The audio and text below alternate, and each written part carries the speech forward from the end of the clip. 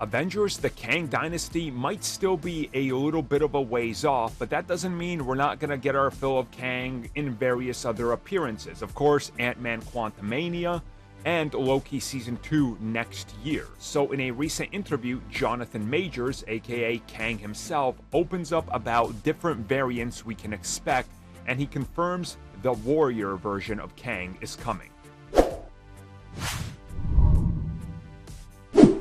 So this was in an interview with Men's Health that relates to Kang the Conqueror appearing in Ant-Man and the Wasp Quantumania, where Majors was asked about taking on this role and how it compares to Killmonger, Thanos, or any of the other villains, and he says that this is completely different.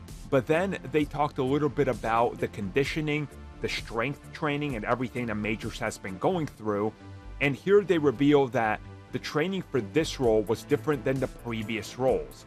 Obviously in Loki, you had Kang sitting there behind a table, he didn't throw punches or anything, he wasn't using weapons.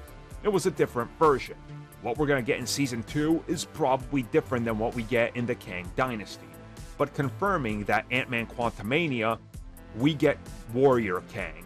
And they say that the focus of him will be a warrior who's been around for ages, who's developed top-level combat skills throughout these different years. And it makes him look like an imposing figure, because anytime you come up with something or you look at history, you realize Kang was probably there learning from whatever to whatever he was trying to do. So in my opinion, this is one of the things that I think many people had hopes of, and that's that every time we see Majors playing a version of Kang, it's going to be completely different, and that they take it in a different direction, so you never really know what version you're going to get, and your expectations could be thrown aside, and you could just be going, wow, that's definitely not the version I expected. And I think Warrior Kang is interesting, because to me, this means that unlike Prime Kang or the Conqueror, I guess we'll call that one Prime Kang, that one's more than likely dealing with the weapons. We already talked about that in a theory video, so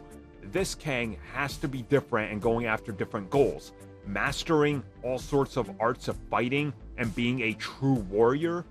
It sounds like that we're definitely getting a different version than what we're going to get in the Kang Dynasty, which I think is great. Again, differentiating the villains so they don't feel the same when they appear in multiple projects played by the same actor is really something that I think needs to happen here, because the moment he slips into being the same, you kind of then make it look like you're out of ideas and you can't really do much with this character.